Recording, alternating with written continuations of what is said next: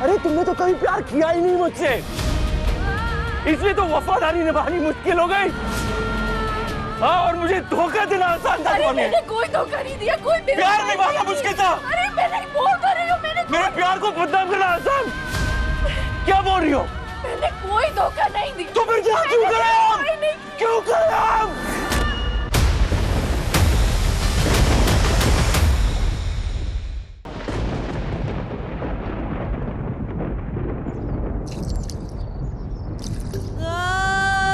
तो बहुत अच्छा हुआ कि हमारी शादी नहीं हुई ना, और तुम्हें चॉइस भी दे दी। देखो ना, मंडप तैयार है और बाराती भी रेडी है। मना जी, वैसे तो मैंने सब कुछ ले लिया है। हाँ, वो नीतू मैम की ना एक मेडिसिन रह गई है, वो बिना प्रिस्क्रिप्शन के मिलेगी नहीं, तो आप मुझे प्रिस्क्रिप्शन दे दीजिएगा तो मैं वो भी ले आऊँगा। और कोई भी चीज़ चाहिए होगी ना तो देखिए, इन्हें गहरा सदमा पहुंचा है। अगर फौरन इन्हें सदमे से बाहर नहीं निकाला तो ये सालों तक उबर नहीं पाएंगे।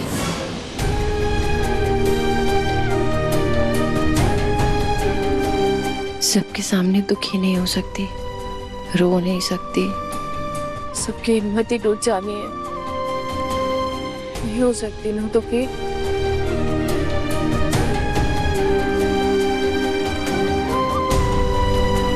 मना जी, ये मुझे दीजिए। इधर आइए, आराम से बैठिए।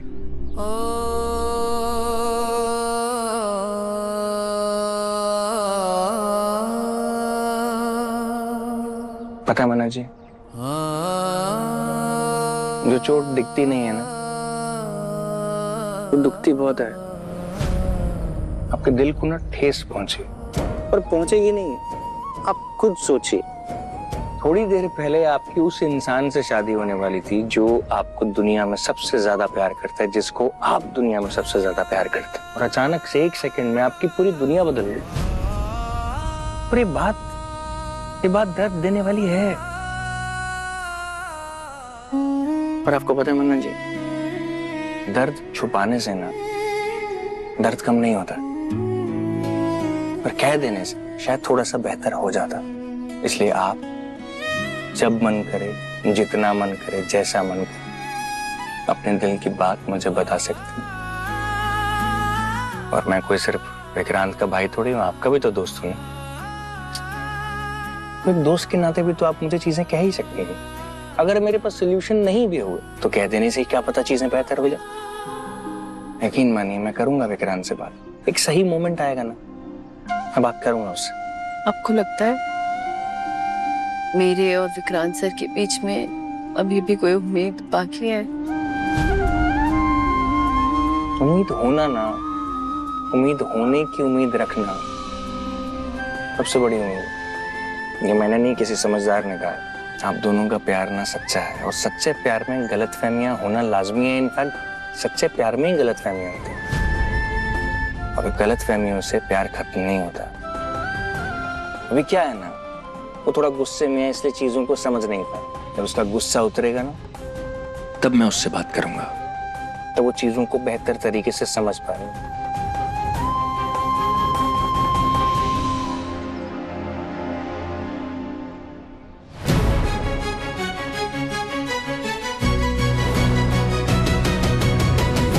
तो हमारे इस रिश्ते का अंत मुबारक हो। दुआ करती हूँ जितने करीब हम थे ना, उतने ही दूर हो जाए। जितने एक दूसरे के अपने थे ना, उतने ही अजनबी हो जाए। और मैं दुआ करती हूँ विक्रांत कि आज के बाद हम कभी ना मिले। मैं उसके पीछे तब तक पड़ा रहूंगा, उसको चीजें तब तक समझाता रहूंगा, तब तक समझाता रहूंगा, जब तक वो थक कर आपके पास वापस नहीं आ जाता। चलिए, अब हम जल्दी से कुछ बढ़िया सा खाते हैं। आइए मन्ना जी।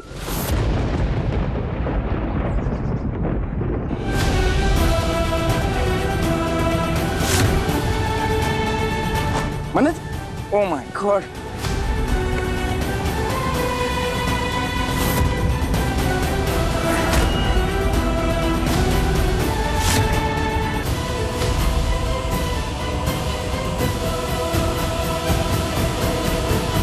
ये सही नहीं हो रहा है रोनी जी, ये बिल्कुल सही नहीं हो रहा है। मुझे लग रहा है जैसे किस्मत मेरे साथ फिर से वही डरावना खेल खेल रही है जो बरसों पहले खेला था। सोनिया भी इसी तरह से शादी से पहले माँ बनी थी और वो इस बात का बोझ नहीं उठा पाई थी। माना कि वो अमीर बनना चाहती थी और उसने अनिरुद्ध जी को धोखा दिया, लेकिन उसके इंसान से शैतान बनने की वजह तो वो बच्चा ही था ना। रोनी जी, मैंने मन्नत को अपनी जान से ज्यादा प्यार दिया है, नाजों से पाला है, लेकिन इस बात को भी मैं अच्छी तरह से जानती हूँ कि एक बाप के बिना एक बच्चे का जीवन क्या होता है, एक बाप की कितनी जरूरत होती है एक बच्चे के जीवन में। मैं बस इतना चाहती हूँ कि मेरी मन्नत के बच्चे को भी ना बाप का प्यार मिले और मन्नत को उसके प्यार का साथी, वरना कहीं ऐसा ना हो कि वो भी सोनिया की तरह उसी रास्ते पर चल पड़े। नहीं, ऐसा ना हो जाए कि उसी रास्ते को नहीं। आप शांत हो जाइए, आप बैठ जाइए प्लीज। आप आइए, आप बैठिए।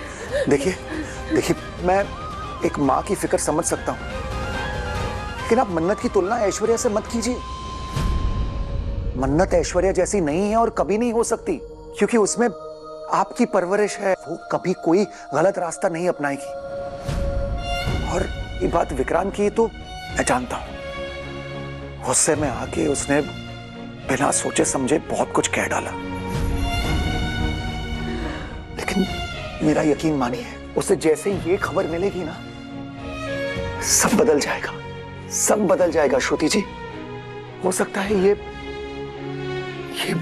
भगवान का तरीका हो, हमारे परिवार में जो कुछ भी गलत हुआ है उसे सही करने का। आप नहीं जानते उनकी आवाज मेरे कानों में गूंजती है।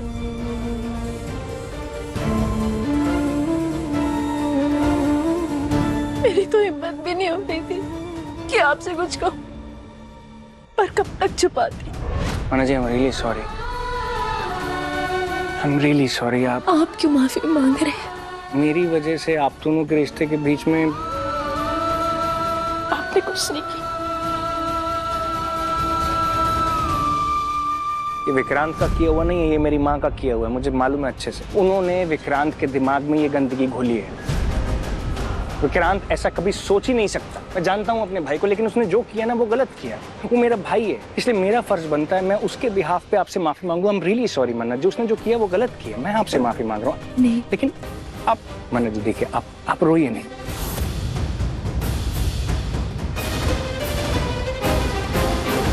ऐसा लगता है कि वो विक्रांत है ही नहीं जिन्होंने मुझसे प्यार किया था।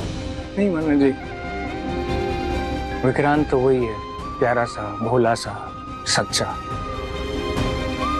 गलत फहमियों का शिकार हो गया और कुछ नहीं।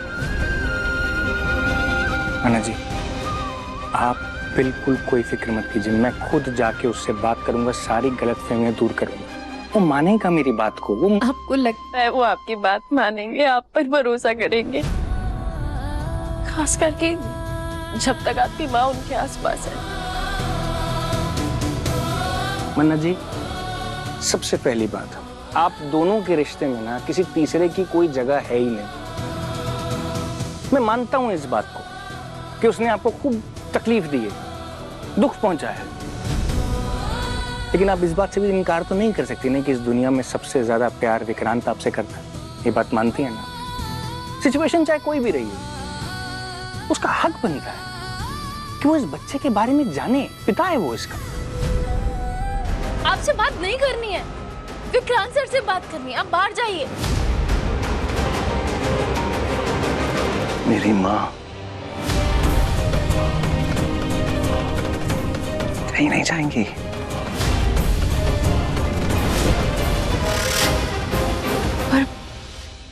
पर मुझे आपसे बात करनी है, मुझे आपको एक खबर देनी है जिससे हमारी जिंदगी बदल जाएगी। बदल चुकी है। तुम्हारी नीयत, हमारी सच्चाई बदल चुकी है। तुम क्या कहने आई हो, क्या चाहती हो, करूं क्या? मुझे ना, मुझे तुम्हारी शक्ल नहीं देखनी।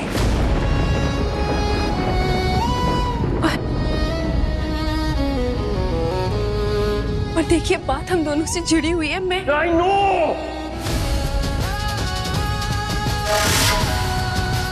I know, मैं जानता हूं क्या। तुम्हें क्या लगा कि टीसीपी धैर्य कुमार के घर में जो कुछ भी होगा मुझे नहीं पता चलेगा? वो खबर मुझ तक नहीं आएगी। अच्छे से पता है, सब पता है मुझे तुम्हारी खुशखबरी क्या है, अच्छे से जानता हूं मैं।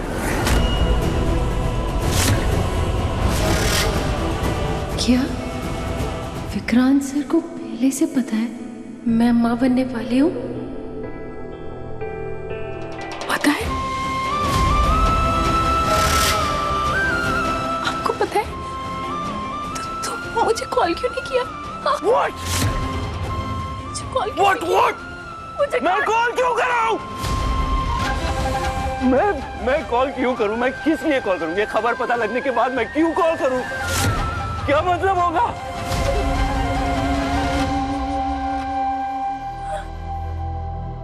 इतने दूर थोड़ी ना हो गए हम। अलग अलग हो चुके हैं हम। मर चुका है हमारा रिश्ता, यही कहा था ना। अब क्या क्या क्या क्या करने आई? सबूत दे आई हो? हाँ? क्या हमारा रिश्ता मर चुका है? But you know, इस बार ना नहीं, इस कत्ल का इल्जाम ना मेरी गलतफहमी पे नहीं है। इस बार ना इस कत्ल का इल्जाम ना तुम्हारी बेवफाई पे।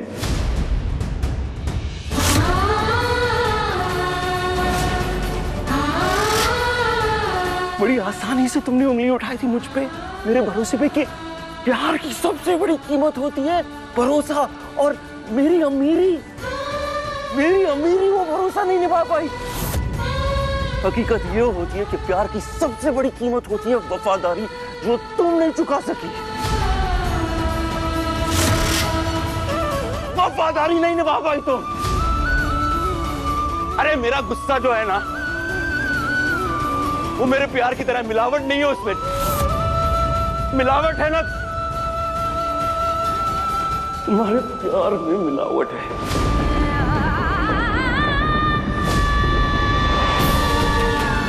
Actually, what am I saying? What am I saying? No. अरे तुमने तो कभी प्यार किया ही नहीं मुझसे, इसलिए तो वफादारी निभानी मुश्किल हो गई। हाँ, और मुझे धोखा देना आसान था। अरे मैंने कोई धोखा नहीं दिया, कोई प्यार निभाना मुश्किल था। अरे मैंने बोल तो रही हूँ, मेरे प्यार को बदनाम करना आसान। क्या बोल रही हो? मैंने कोई धोखा नहीं दिया। तो फिर क्या क्यों करे हम? क्यों करे हम? क्यों है हम यहाँ? अगर तुमने कुछ नहीं किया,